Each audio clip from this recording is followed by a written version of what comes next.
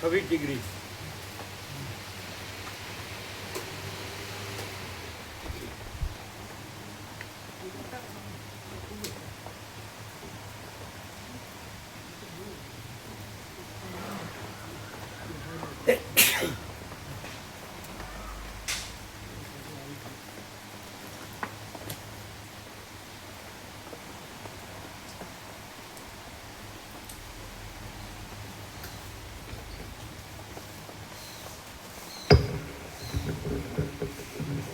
ઓમ બરાબર છે.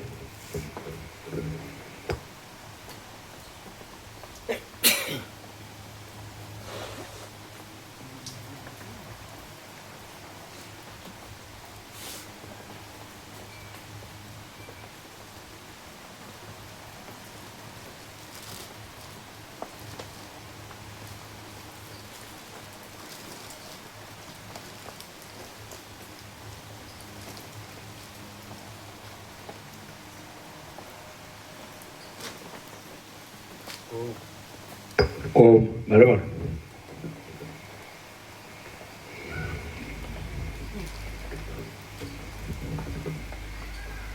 ઓમ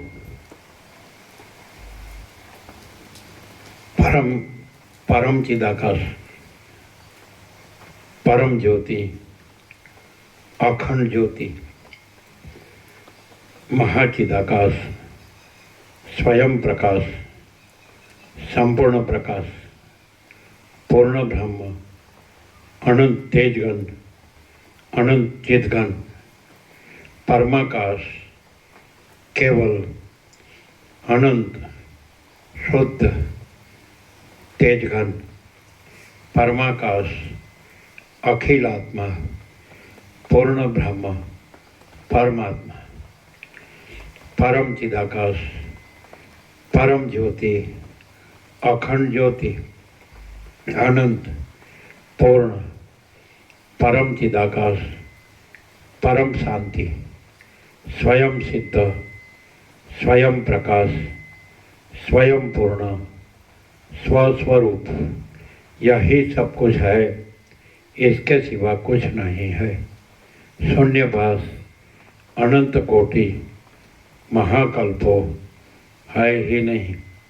महाचिदाकाश, स्वयं प्रकाश, संपूर्ण प्रकाश, महाचिदाकाश ज्योति, अनंत, अखंड, अभेद, महाचिदाकाश ज्योति, महातत्व, महासामान्य, महाचिदाकाश, स्वसंवेद्य, सहज निर्विकल्प, महाचिदाकाश, परम कैवल्य, परम शांति, परम चिदाकाश, अनंत, पूर्ण, निरपेक्ष सत्य, अनंत, संपूर्ण, अपरिघी, निर्भ्रांत, निरपेक्ष.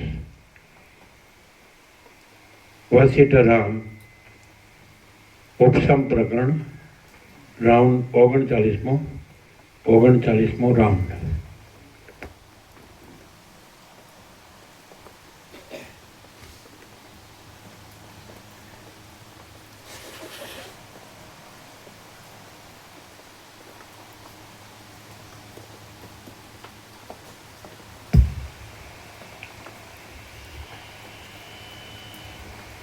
आद्य परब्रह्म सद्गुरु देव की जय.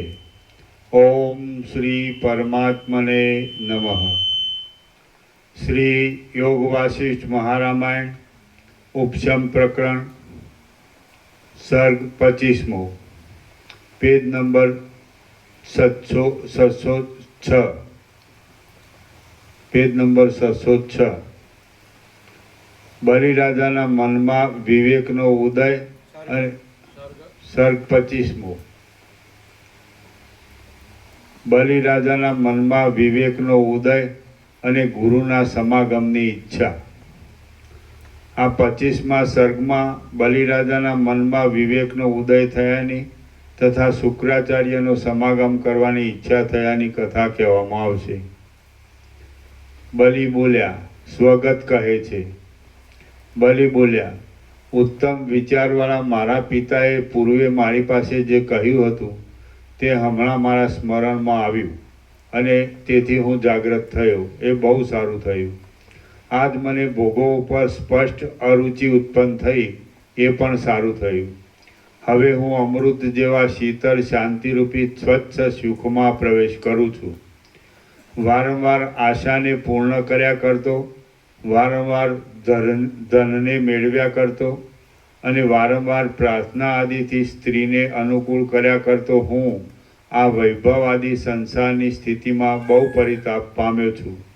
અહો, હું આ શીતળતાથી ભરેલી શાંતિરૂપી ભૂમિ બહુ રમણીય છે.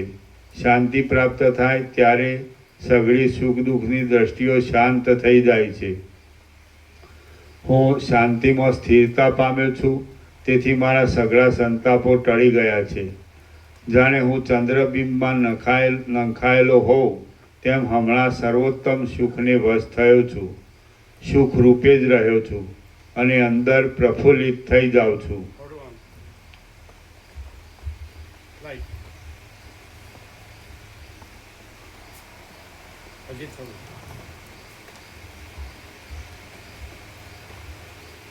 અને અંદર પ્રફુલ્લિત થઈ જાઉં છું. હાય હાય, ભોગોની ઉત્કંઠાથી નાચ્યા કરતા મનના વેગથી શરીર અત્યંત બળી જતું હતું તથા મને નિરંતર ક્ષોભ થતો હતો. એ વૈભવ પ્રાપ્તિ તો દુઃખરૂપ જ હતી. હું પૂર્વે મારા અંગથી સ્ત્રીના અંગને અને મારા માંસથી સ્ત્રીના માંસને દબાવીને કૌંસમાં આલિંગન કરીને પ્રસન્ન થતો હતો. એ તો કેવળ મોહનો જ વિલાસ હતો. બીજા લોકો જેમના દ્રષ્ટાંતો આપે એવા મોટા મોટા વૈભવો જોયા. જે રાજ્યાભિષેક ભોગવવા યોગ્ય કહેવાય છે તે નિર્વિઘ્ન રીતે ભોગવ્યું અને પ્રતાપથી સઘળા પ્રાણીઓને નમાવ્યા. તો પણ અવિનાશી સુખ કયું મળ્યું? પાતાળમાં, પૃથ્વીમાં અને સ્વર્ગમાં જ્યાં જોયું ત્યાં ચારે બાજુ એની એ વસ્તુઓ વારંવાર જોવામાં આવી, પણ બીજા કંઈ નવા ચમત્કારવાળું જોવામાં આવ્યું નથી. હવે સઘળા વિષયોને ત્યજી દઈને તથા તેમની વાસનાઓને પણ બુદ્ધિથી દૂર કરી નાખીને હું પૂર્ણચંદ્રના કિરણોથી ભરપૂર થયેલા ક્ષીરસાગરની જેમ પૂર્ણ અને સ્વસ્થ થઈને રહ્યો છું.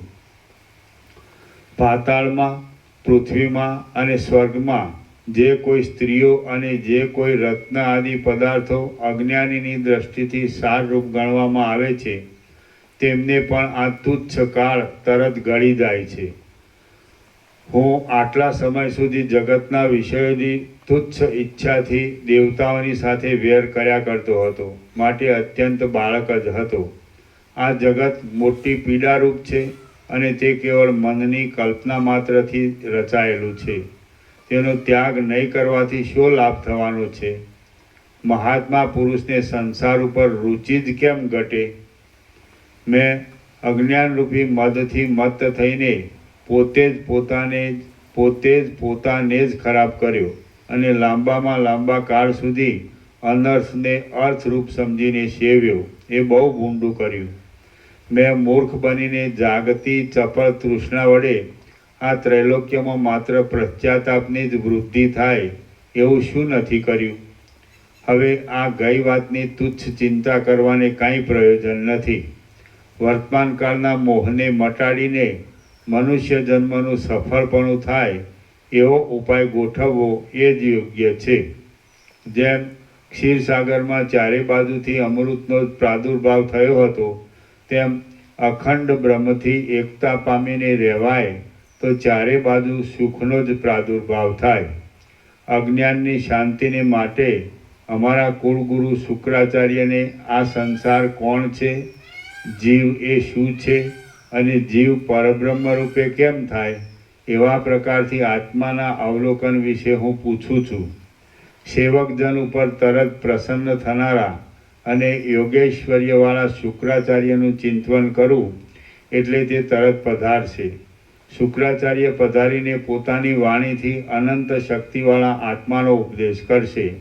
એટલે હું પોતે તે અખંડ આત્મ સ્વરૂપમાં જ રહીશ. મહાત્માઓની ઉપદેશ સંબંધી વાણી અક્ષય ફળ આપે છે અને તે કદી પણ નિષ્ફળ જતી નથી.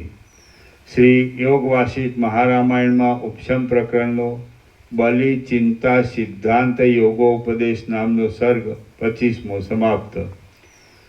સર્ગ 26મો ગુરુનું આગમન અને તેમનો સંક્ષિપ્ત ઉપદેશ. આ 26મા સર્ગમાં સ્મરણ માત્રથી આવેલા શુક્રાચાર્ય બલિરાજાને સંક્ષેપથી તત્વના સારનો ઉપદેશ આપીને પાછા આકાશમાં ગયા એ કથા કહેવામાં આવશે. વશિષ્ઠ બોલ્યા, હે રામ, બળવાન બલિરાજાએ એ પ્રમાણે વિચાર કર્યો અને તેણે નેત્રો મીંચીને કમળપત્ર સમાન નેત્રોવાળા તથા પરબ્રહ્મ જ જેમનું વિશ્રાંતિનું સ્થાન છે એવા શુક્રાચાર્યનું ધ્યાન કર્યું. શુક્રાચાર્ય બ્રહ્મરૂપ હોવાથી સર્વવ્યાપક છે. બલિરાજાએ તેમનું ધ્યાન કરવા માંડ્યું એટલે નિરંતર ધ્યાનમાં જ તત્પર રહેનારા એ શુક્રાચાર્યે જાણ્યું કે મારા જ ચિત્તમાં રહેલો મારો શિષ્ય બલિરાજા આ સમયે પોતાના નગરમાં તત્વને જાણવા સારું મારા દર્શનની ઈચ્છા રાખે છે. પછી સર્વવ્યાપક અને અખંડ ચૈતન્યરૂપ શુક્રાચાર્યે પોતાના યોગના સામર્થ્યથી પોતાના શરીરને બલિરાજાના રત્નમય ગોખમાં આણ્યું. કસમાં શુક્રાચાર્ય બલિરાજાની પાસે આવ્યા. ત્યાં શુક્રાચાર્યના શરીરની પ્રભાના કિરણોનો પોતાના શરીરને સ્પર્શ થયો એટલે જેમ પ્રાતઃકાળે સૂર્યના કિરણોનો સ્પર્શ થતાં કમળ પ્રફુલ્લિત થાય તેમ બલિરાજા પણ પ્રફુલ્લિત થયો. હવે બલિરાજાએ રત્નમય અર્ઘ્ય આપીને કલ્પવૃક્ષના પુષ્પોના સમૂહોથી વધાવીને અને ચરણમાં પ્રણામ કરીને શુક્રાચાર્યનો સત્કાર કર્યો. પછી રત્નોના અર્ઘ્યથી પરિપૂર્ણ અંગવાળા થયેલા કલ્પવૃક્ષના પુષ્પોનો મુકુટ ધરેલા અને અમૂલ્ય આસન પર બિરાજેલા એ ગુરુ શુક્રાચાર્યને બલિરાજાએ નીચે પ્રમાણે પૂછ્યું. બલિ બોલ્યો, હે ભગવાન, જેમ પ્રાતઃકાળમાં ઉદય પામેલી સૂર્યની કાંતિ લોકોને સંધ્યાવંદન આદિ કાર્યો કરવા માટે પ્રેરે છે, તેમ આપની કૃપાથી ઉદય પામેલી બુદ્ધિ મને આપની પાસે બોલવાને પ્રેરે છે. મહાન મોહ આપનારા ભોગો ઉપર મને અરુચિ ઉત્પન્ન થઈ છે. એટલા માટે હું એ મહાન મોહનું હરણ કરનારા તત્વને જાણવા ઈચ્છું છું. આ વિષય સુખની પરાકાષ્ઠા ક્યાં સુધી છે? વિષય સુખ કયા પદાર્થમય છે? હું કોણ છું? આપ કોણ છો? અને સઘળા લોકો કોણ છે? આ મને આપ શીઘ્ર કહો. શુક્રાચાર્ય બોલ્યા, હે સર્વ દાનવોના ચક્રવર્તી, મને આકાશ માર્ગમાં જવાની ઉતાવળ છે અને આ વિષયમાં વધારે કહેવાનું કાંઈ પ્રયોજન પણ નથી.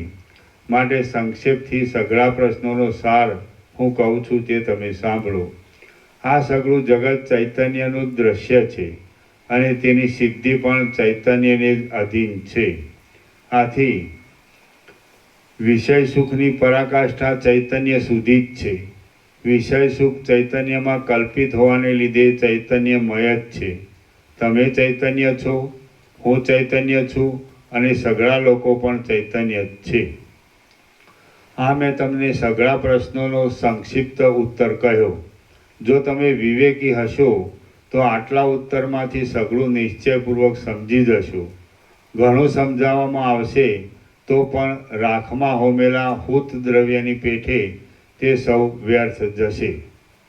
ચૈતન્યમાં દ્રશ્યોની કલ્પના થઈ છે એ જ બંધ કહેવાય છે. ચૈતન્યમાંથી એ કલ્પનાનું છૂટી જવું એ જ મુક્તિ કહેવાય છે. અને દ્રશ્યો વગરનું જે ચૈતન્ય છે તે જ પૂર્ણ આત્મા છે.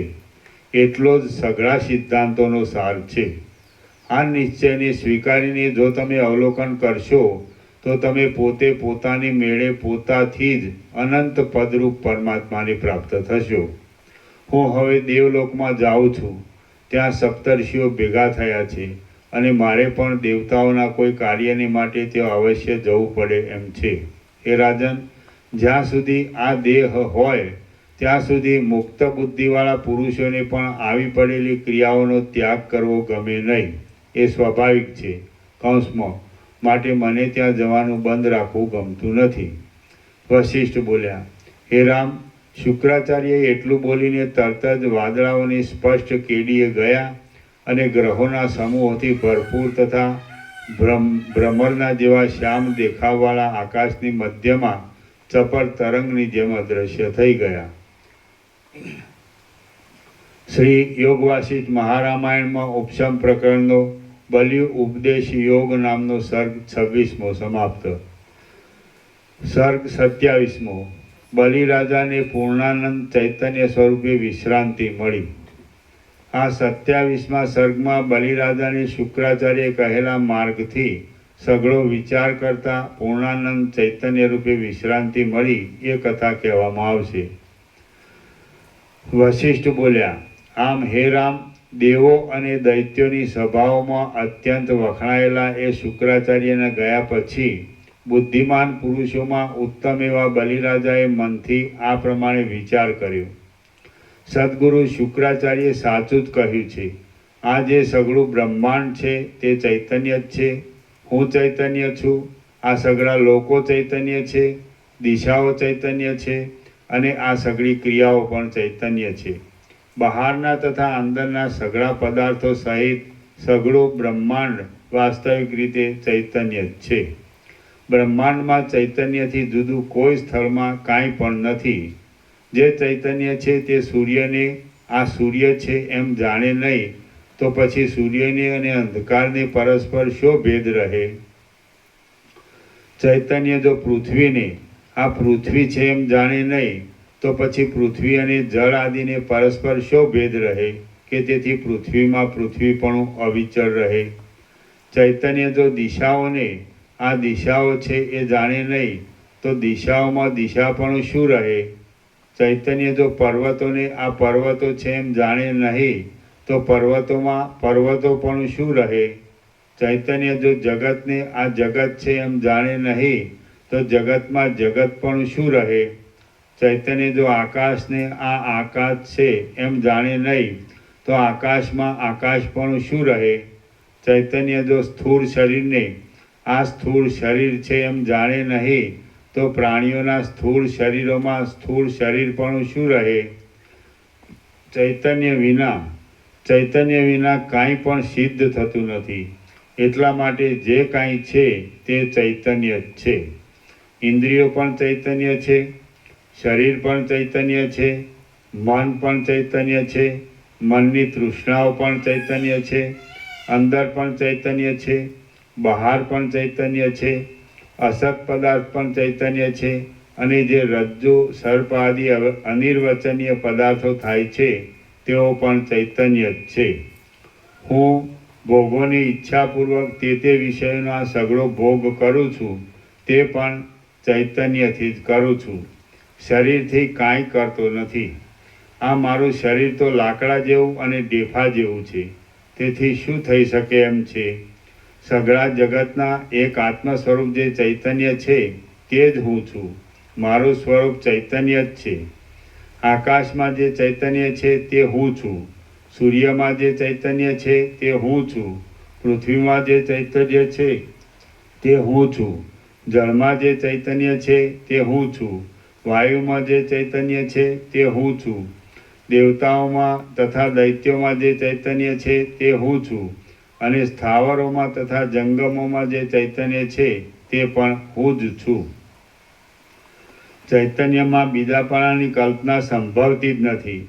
એ કલ્પના અસંભવિત છે. તેથી જગતમાં શત્રુ પણ કોણ સંભવે અને મિત્ર પણ કોણ સંભવે?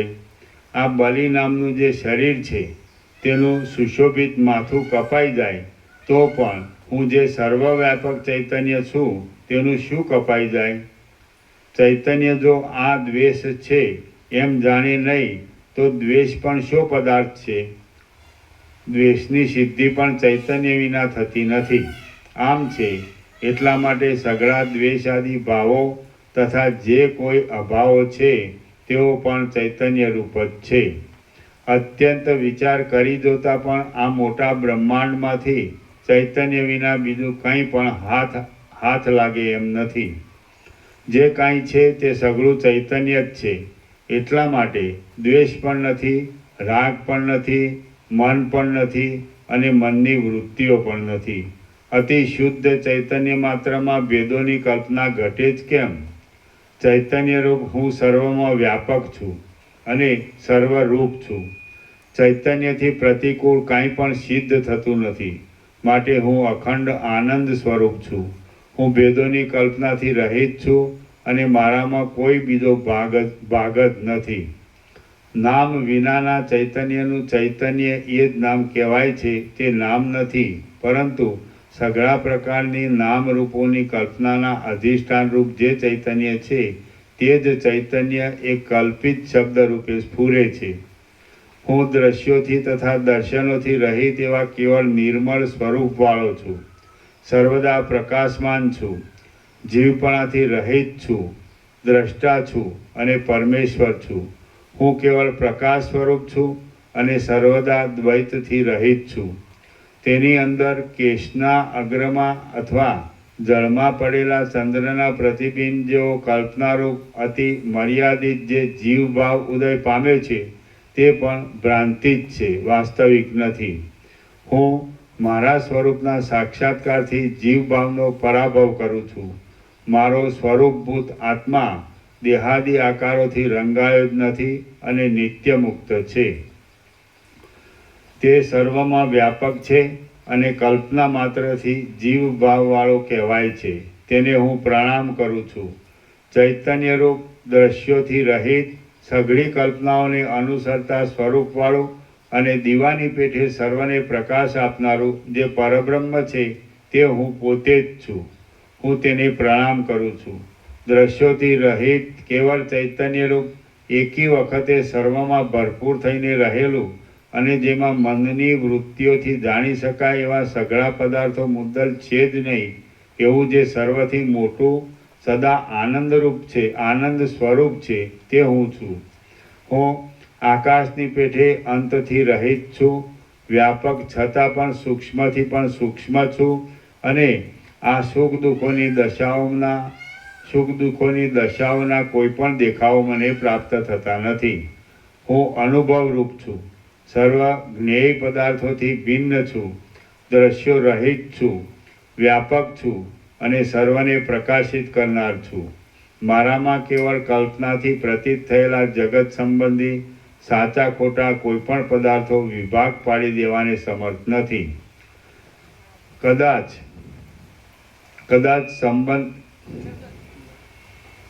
જગત સંબંધી પદાર્થોથી મારામાં વિભાગ પડી જતા હોય તો પણ એ પદાર્થો મારાથી જુદી સત્તાવાળા નથી.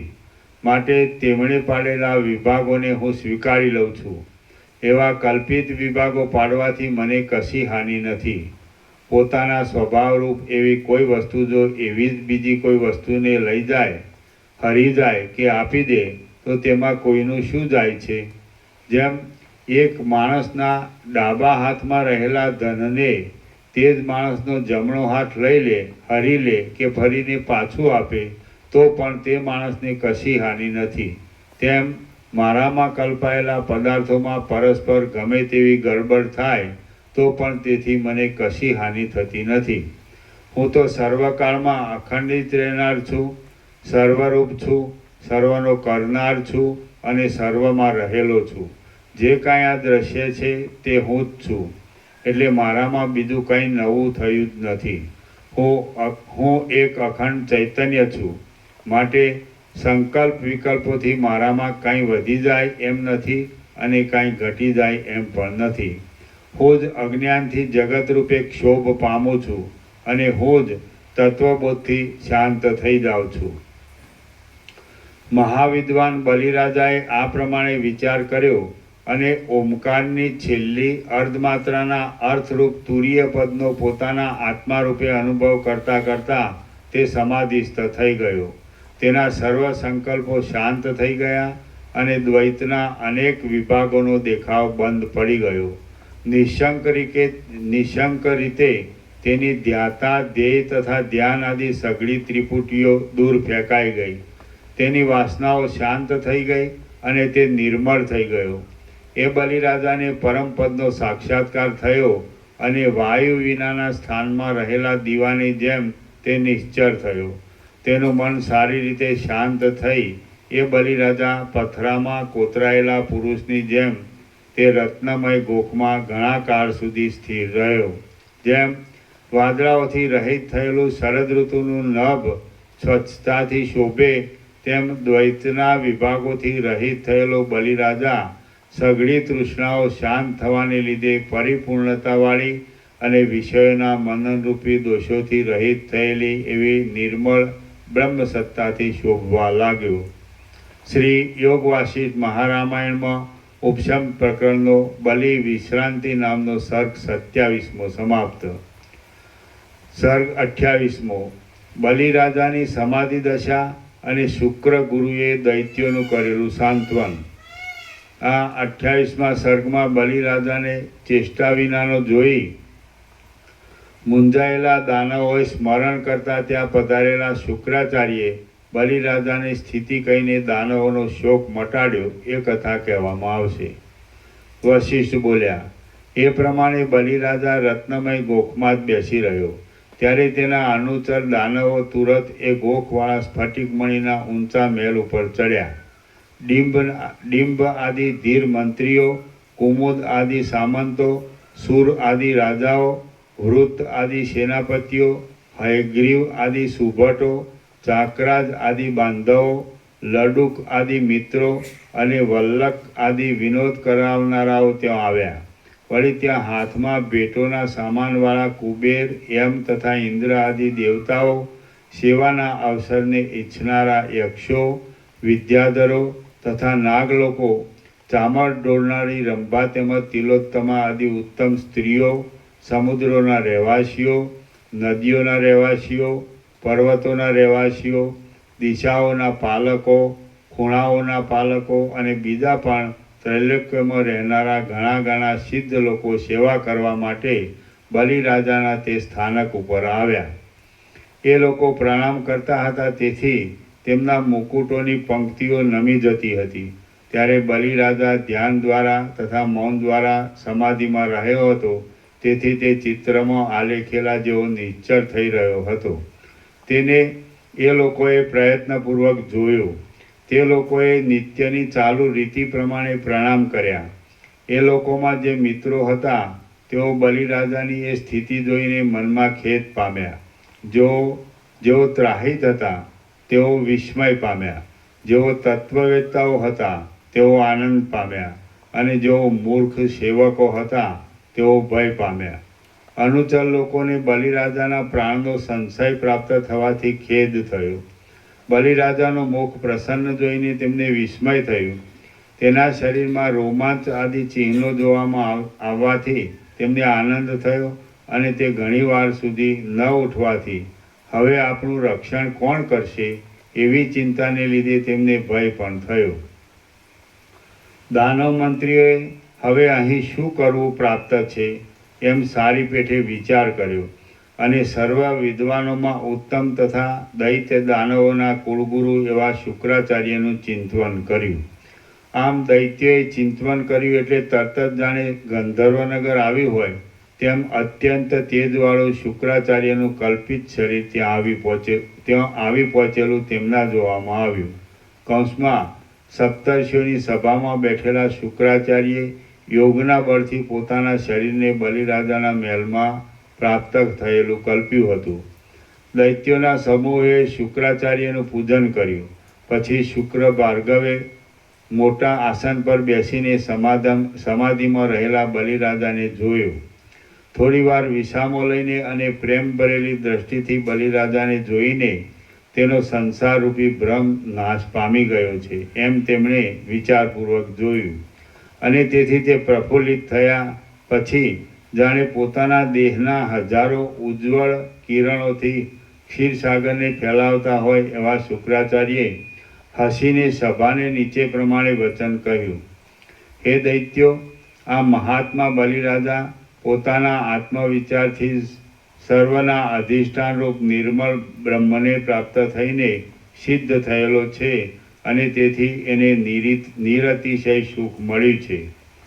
આથી હે ઉત્તમ દૈત્યો, આ બલિરાજા ભલે હમણાં આ પ્રમાણે જ રહીને પોતાના સ્વરૂપમાં ચિરકાલ પર્યંત પરમ આનંદરૂપ પરમ પદમાં વિશ્રાંતિ લે.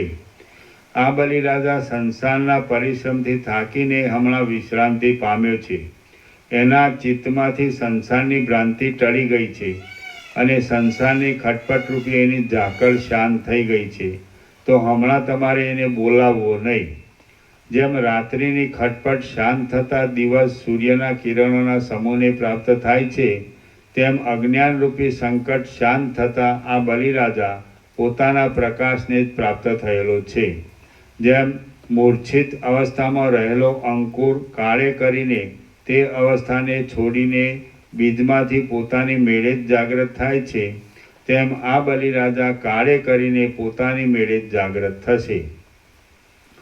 હે સર્વ દાનવોના નાયકો, તમે પોતાના સ્વામીના કાર્યોને નિશ્ચિંત થઈને કર્યા કરો. આ બલિરાજા 1000 વર્ષે સમાધિમાંથી જાગ્રત થશે. હે રામ, દૈત્યોએ શુક્રાચાર્યનો એ પ્રમાણે વચન સાંભળ્યા એટલે જેમ વૃક્ષો સુકાયેલી મંજરીને ત્યજી દે છે, તેમ તેમણે હર્ષથી થયેલી, દ્વેષથી થયેલી અને ખેદીથી થયેલી ચિંતાને ત્યજી દીધી.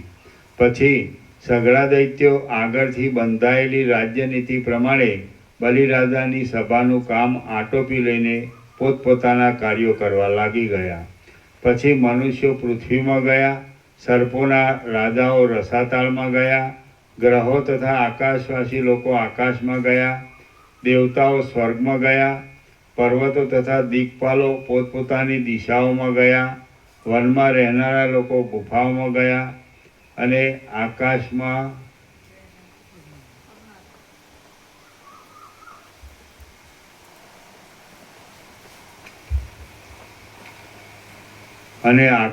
ફરનારા આકાશ તરફ ગયા.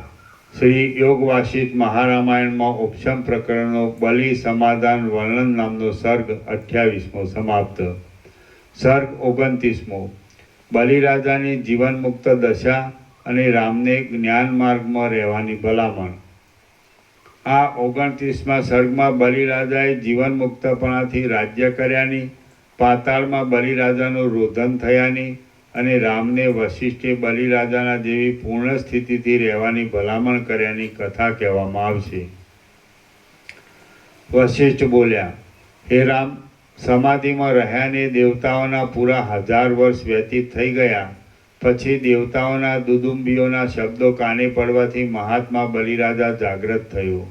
જેમ આકાશમાં સૂર્યના કિરણોનો સમૂહ ઉદય પામતા કમળોનું વન પ્રફુલ્લિત થાય છે, તેમ બલિરાજા જાગ્રત થતાં તેનું નગર આનંદિત થયું.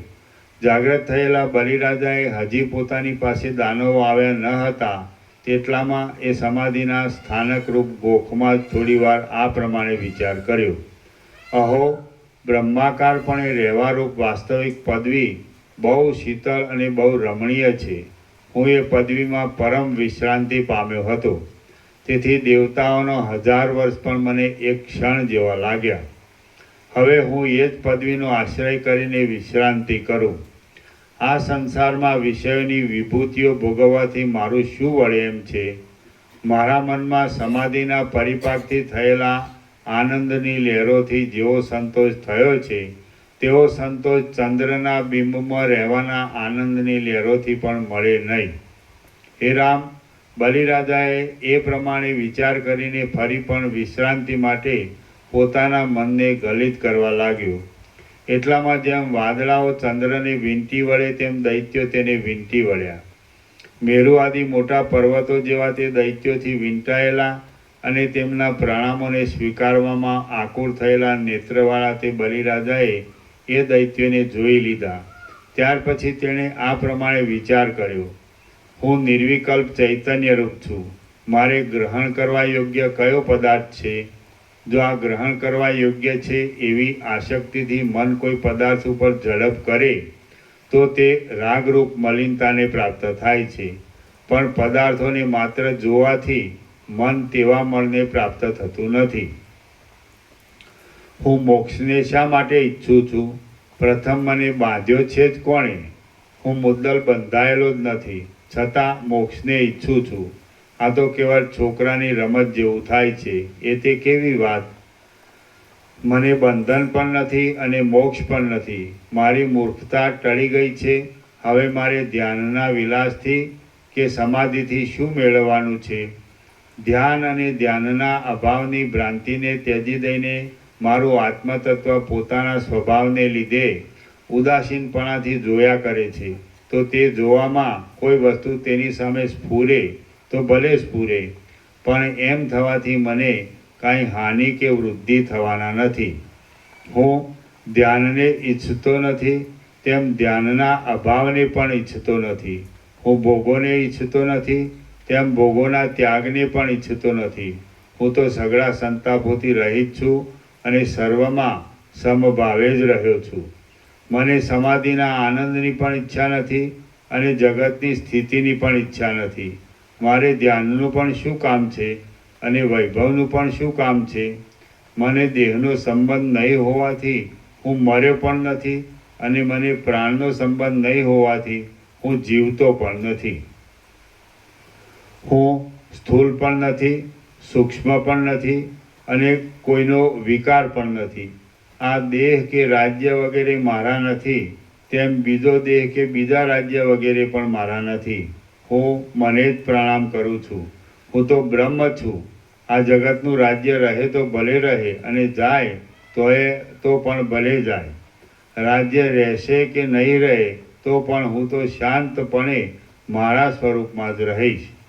મારે ધ્યાન કરીને શું કરવાનું છે અને રાજ્યના વૈભવ ભોગવીને પણ શું કરવાનું છે? જે આવતું હોય તે ભલે આવે અને જતું હોય તે ભલે જાય. હું કોઈનો નથી અને મારું કોઈ નથી.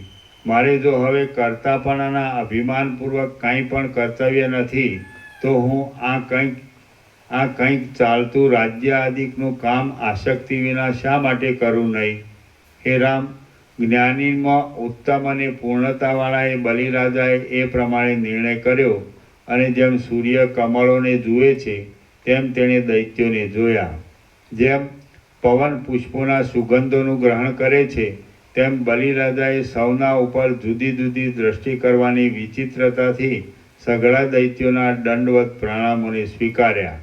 પછી તે બલિરાજા ધ્યેય નામના વાસનાના ત્યાગવાળા મનથી સઘળા રાજકાર્યો કરવા લાગ્યો. તે બ્રાહ્મણોને, દેવતાઓને તથા ગુરુઓને અર્ઘ્યાદિકથી પૂજવા લાગ્યો અને મિત્રોને, બંધુઓને, સામંતોને તથા સજ્જનોને સન્માન આપવા લાગ્યો. નોકર વર્ગને તથા અર્થી લોકોને તે ધનથી તૃપ્ત કરવા લાગ્યો અને સ્ત્રીઓને તે અનેક પ્રકારના વૈભવો આપીને રાજી રાખવા લાગ્યો. હે રામ, બલિરાજાના રાજ્યની આણ સઘળા લોકો ઉપર ચાલતી હતી અને એ રાજ્યમાં બલિરાજા આ પ્રમાણે દિવસે દિવસે ચડતી દશાને પામતો ગયો. હવે કોઈ સમયે તેને યજ્ઞ કરવાની બુદ્ધિ થઈ, એટલે તેણે શુક્રાચાર્ય આદિ મુખ્ય બ્રાહ્મણોને સાથે રાખીને અશ્વમેઘ નામનો મોટો યજ્ઞ કર્યો.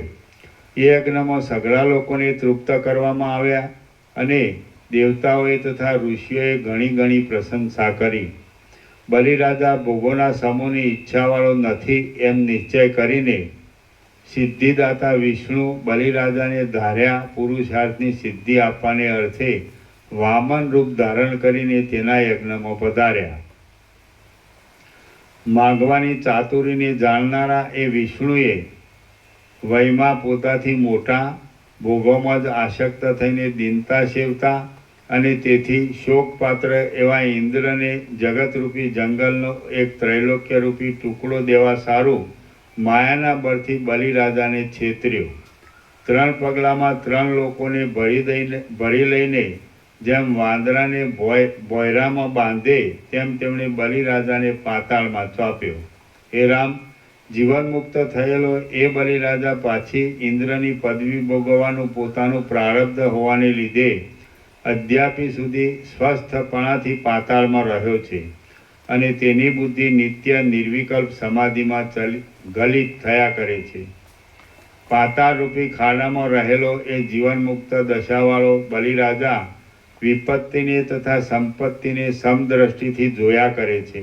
જેમ ચિત્રમાં આલેખેલી સ્થિર કિરણોવાળી સૂર્યની પંક્તિ અસ્ત પામે નહીં અને ઉદય પણ પામે નહીં, તેમ સમતા પામેલી બલિરાજાની બુદ્ધિ દુઃખમાં અસ્ત પામતી નથી અને સુખમાં ઉદય પામતી નથી. આ જગતમાં પ્રાણીઓના અને વૈભવોના હજારો આવિર્ભાવ અને હજારો તિરોભાવ થયા કરે છે. તેમને લાંબા કાળ સુધી જોઈ બલિરાજાનું મન ભોગોમાં વૈરાગ્ય પામેલું છે.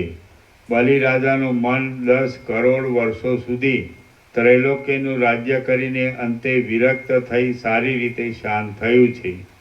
બલિરાજાએ સુખ દુઃખોના જવાબમાં હજારો વાર જોયા છે. હજારો સંપત્તિઓ તથા હજારો વિપત્તિઓ પણ જોયેલી છે. માટે હવે બલિરાજા કયા પદાર્થને સ્થિર ગણીને તેની સ્પૃહા રાખે?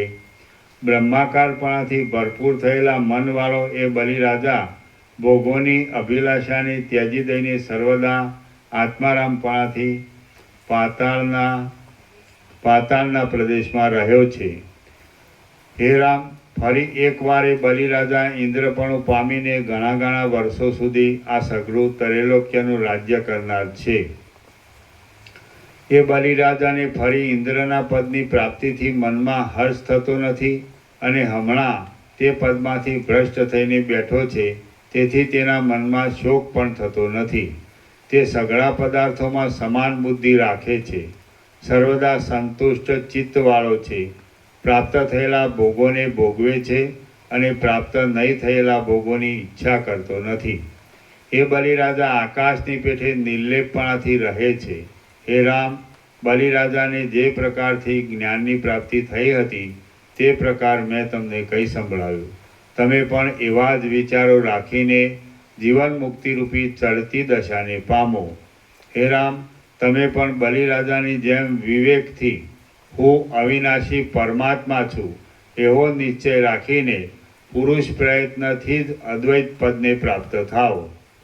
દૈત્ય શ્રેષ્ઠ બલિરાજાને પણ 10 કરોડ વર્ષો સુધી ત્રૈલોક્યનું રાજ્ય ભોગવ્યા પછી અંતે ભોગોમાં અરુચિ પ્રાપ્ત થઈ હતી.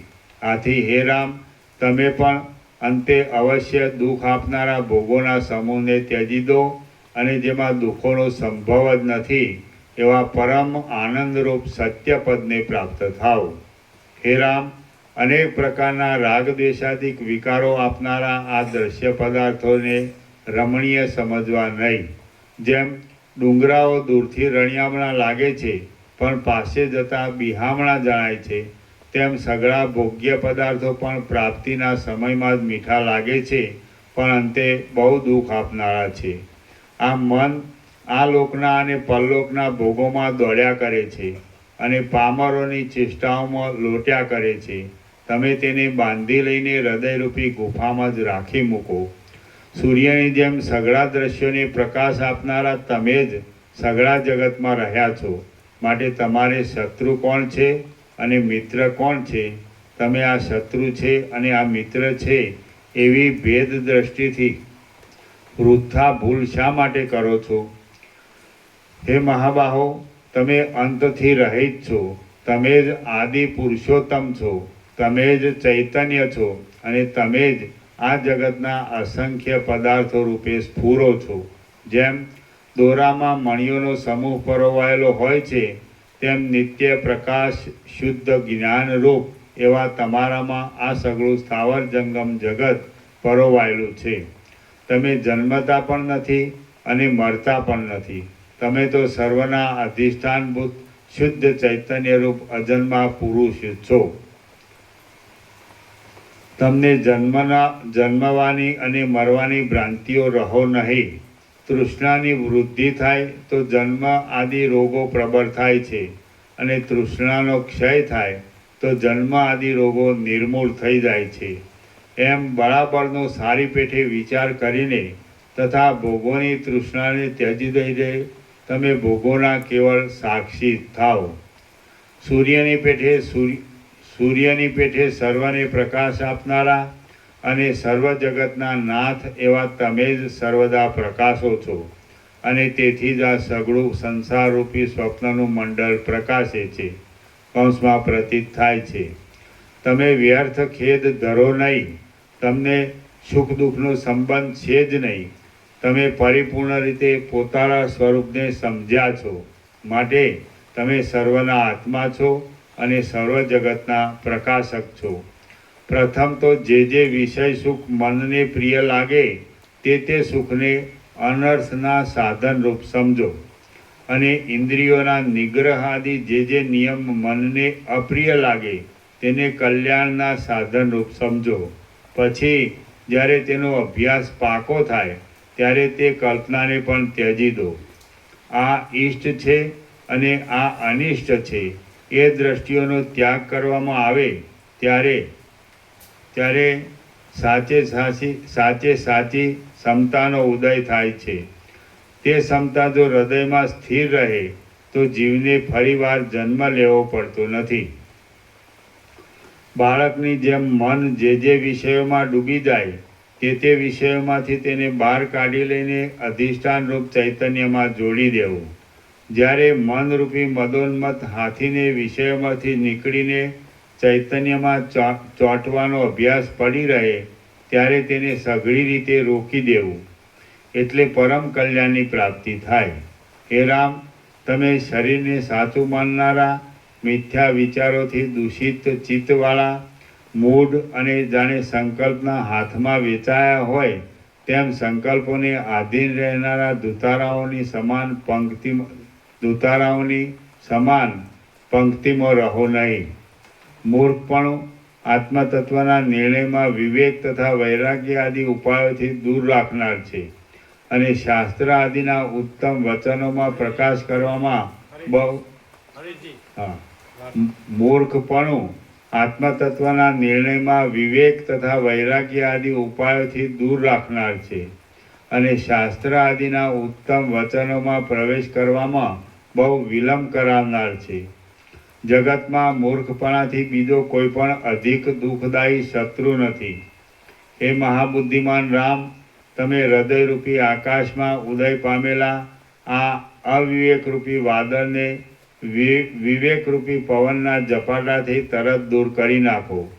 જ્યાં સુધી આત્માના અવલોકન માટે પોતાના જ પ્રયત્નથી સગવડ કરવામાં આવે નહીં ત્યાં સુધી વિચારનો ઉદય થાય નહીં. જ્યાં સુધી અંતરદ્રષ્ટિ કરીને પોતાના સ્વરૂપનું અવલોકન કરવામાં આવે નહીં ત્યાં સુધી વેદના વિચારોથી, વેદાંતોના વિચારોથી, શાસ્ત્રાર્થના વિચારોથી અને અનુમાનો કરવાથી પણ આત્માનો પ્રકટ અનુભવ થાય નહીં. હે રામ, તમે પોતામાં પોતાની મેળે જ સ્વચ્છ થયા છો અને વિસ્તીર્ણ બોધને પ્રાપ્ત થયા છો, તો પણ તમે મારા વચનોથી જ પોતાની સમજણમાં વિશ્વાસ પામીને નિસંદેહ બોધવાળા થાઓ છો. સૂર્યની પેઠે સર્વને પ્રકાશ આપનાર અને ભેદના અંશથી પણ રહિત એવા પરમાત્માનું દેશને કાળના પરિચ્છેદથી તથા વસ્તુ પરિચ્છેદથી રહિતપણું મારા વચનથી જ તમારા સમજવામાં આવ્યું છે. મારા કહેવાથી જ તમારા સઘળા સંકલ્પો લય પામી ગયા છે. સંદેહરૂપ વિભ્રમો શાંત થઈ ગયા છે. વિષયોને જોવાની ઉત્કંઠારૂપી ઝાકળ શાંત થઈ ગયું છે અને સઘળા સંતાપો ટળી ગયા છે. હે મનન કરનારા રામ, તમને જ્યારે આત્મબોધમાં આવરણ અને વિક્ષેપ ટળી જશે ત્યારે તમે જે જ્ઞાનને તથા જ્ઞાનના સાધનોને મોક્ષને અર્થે સ્વીકારો છો તે સ્વીકારવાનું પણ નહીં રહે. જે વિવેક તથા વૈરાગ્ય આદિનું યત્નપૂર્વક પાલન કરો છો તે પાલન કરવાનું પણ રહેશે નહીં. જે આલસ્ય તથા પ્રમાદ આદિ દોષોને હણો છો તે હણવું પણ નહીં રહે. જે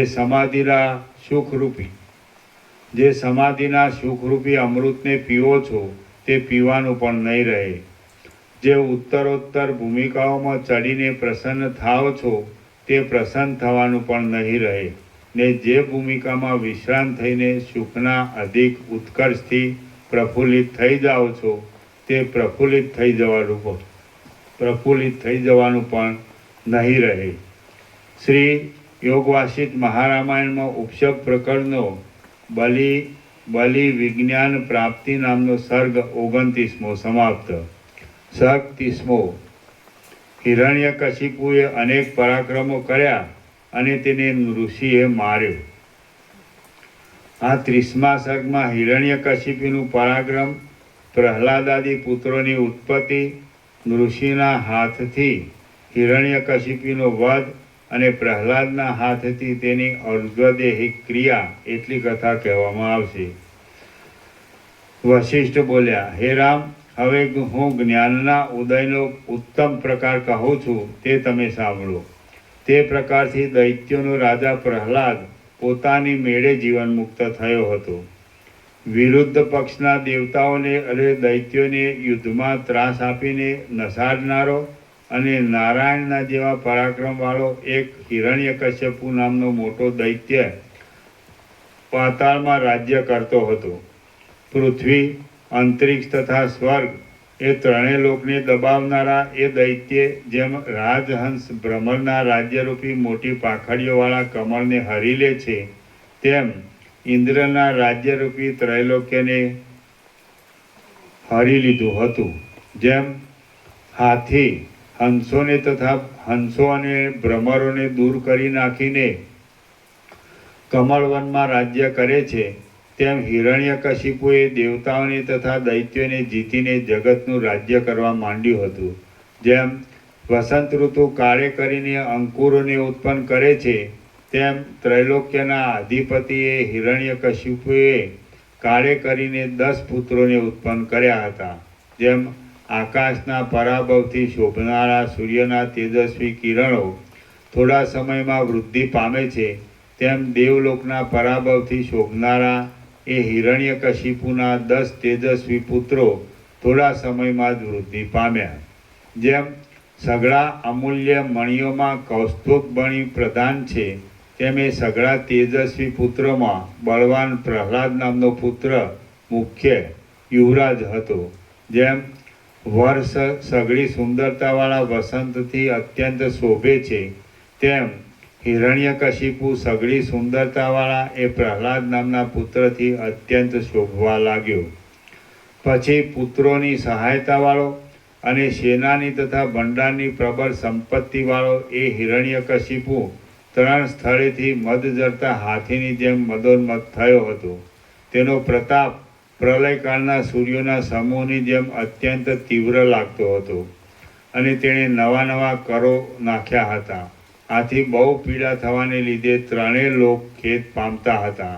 જેમ દુષ્ટ કાર્યોમાં ચપળતાથી લંપટ થયેલા છોકરાની દુષ્ટતાથી તે છોકરાના સંબંધીઓ પરિતાપ કરે છે, તેમ દુષ્ટ કાર્યોમાં તત્પર થયેલા હિરણ્યકશિપુની દુષ્ટતાથી સૂર્ય તથા ચંદ્ર આદિ દેવતાઓ પરિતાપ કરવા લાગ્યા.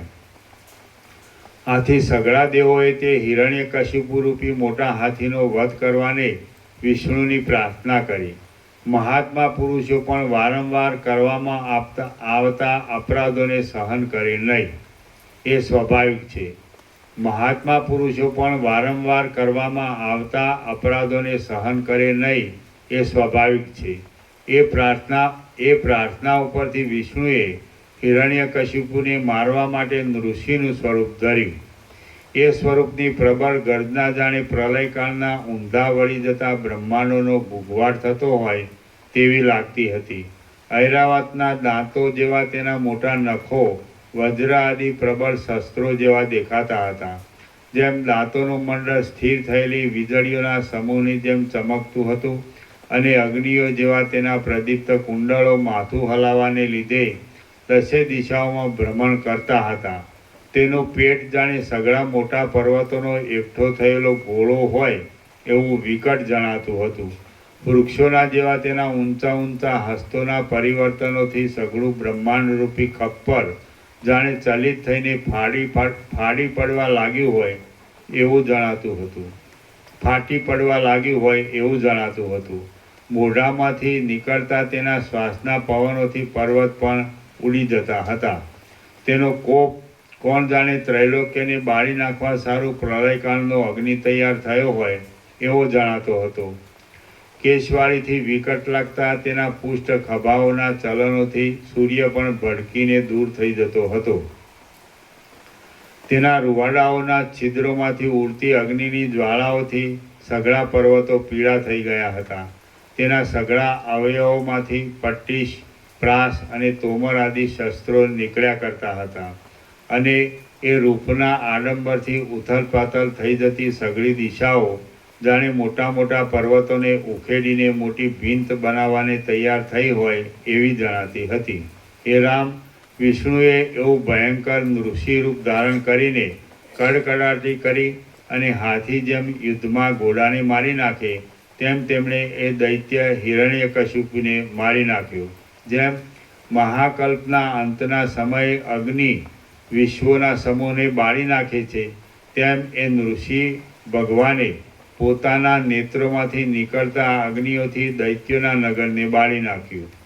એ ઋષિરૂપી પવન અત્યંત પ્રચંડ થયો અને તેમના હસ્તોના ફડાકાઓ રૂપી વાદળાઓ ગડગડ્યા તથા ઝબૂક્યા. તેથી હિરણ્યકશિપુનું નગર પ્રલયકાળના સમુદ્રની પેઠે વ્યાકુળ થયું. દાનવો અગ્નિથી બળવા માંડેલા મચ્છરોની પેઠે નાસી ગયા. તેઓ પ્રકાશ વિનાના દીવાઓની પેઠે અદૃશ્ય થઈ ગયા. આમ પાતાળમાંથી મોટા મોટા દૈત્યો નાસી ગયા. તેના અંતઃપુરોનું મંડળ બળી ગયું અને તે પ્રલયથી છિન્નભિન્ન થયેલા જગત જેવું જણાવા લાગ્યું.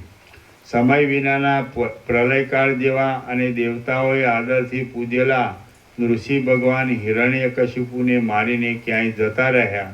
એટલે જેમ સુકાયેલા તળાવમાં પક્ષીઓ આવે તેમ મરવાથી બચી ગયેલા અને પ્રહલાદે પાડેલા દૈત્યો તે બળી ગયેલા પ્રદેશમાં આવ્યા. ત્યાં સઘળા દૈત્યોએ તે સમયમાં ઘટે એવો બંધુઓના નાશનો વિલાપ કર્યો અને મરી ગયેલા પોતપોતાના બંધુઓની સઘળી અર્ધ્વદૈહિક ક્રિયાઓ કરી.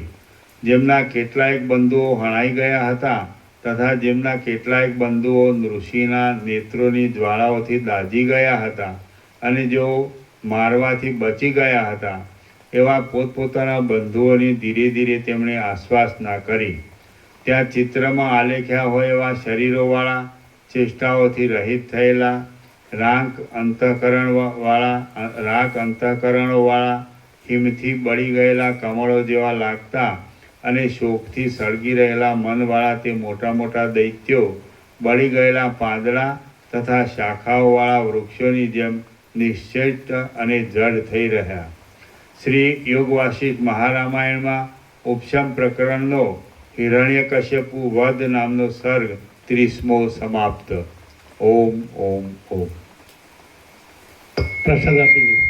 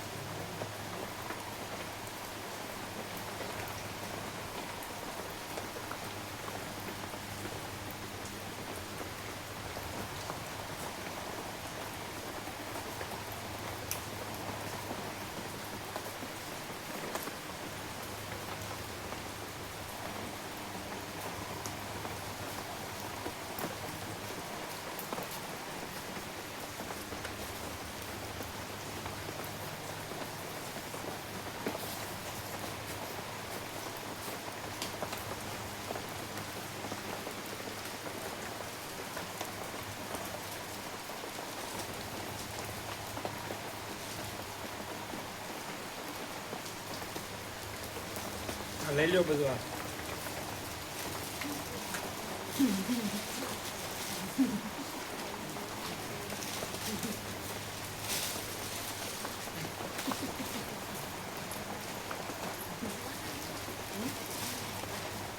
ખબર કરે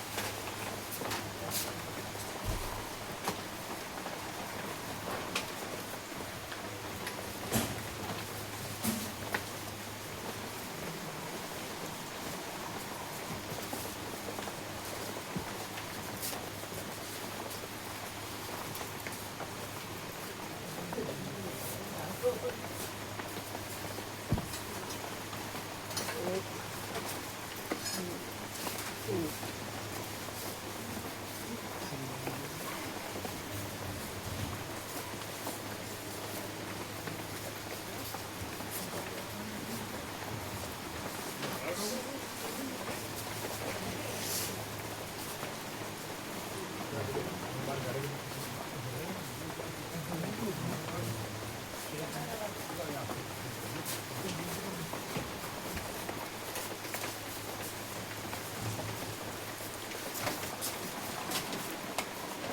ખબર આપો તો ને ખબર આપો ખબર નાનું ખબર આપીશ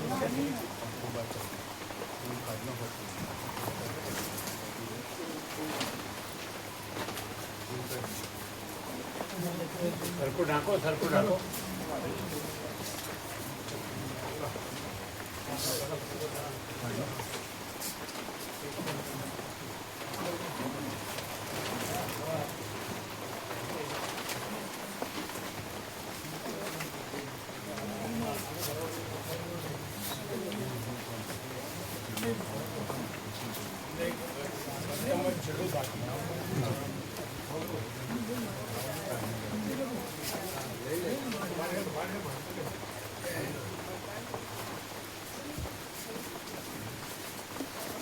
એક નામ આવ્યું પેન્ડિંગમાં એક નામ બળદેવ પ્રભુ તો પેન્ડિંગમાં લખ્યું કોણ બળદેવ પ્રભુ નિશાબેન નિશાબેન બળદેવ પ્રભુ ગાંધીનગર ક્યારે લખાયું આજે બપોરે પેલા આવ્યા પછી સંજય પ્રભુ નથી ફોન કર્યો એ પ્રભુ લાગ્યો ફોન કર્યો હતો કે 150 કિલોમીટર દૂર છે હે 150 કિલોમીટર દૂર છે એટલે આવતો વાર લાગશે કેટલો આવવાના ખરા 250 કિલોમીટર દૂર હતા ક્યાં સુધી ગયા છે રોકા પણ ક્યાં ક્યાં ગયા છે એમ હા હા દૂર એટલે દૂર છે હા હા કાલે આવશે હા હાલે પણ છે ને વ્યવસ્થિત હવે તકલીફ નથી ને ના ના કઈ અને આજે નામ લખાયું છે ને નવું આજે એટલે પેન્ટિંગમાં લખ્યું પેન્ડિંગમાં હવે આપણે transfer થઈ ગયા આપણે બધું ફિક્સ થઈ ગયું આપણે ફેક કોઈ બંધ રહે તો પછી વાત હા તો પછી વાડી અને ગામનું નામ લખ્યું ગાંધીનગર બરાબર પેન્ડિંગ હા એ રીતે લખવાનું પેન્ડિંગ એમ પેન્ટિંગ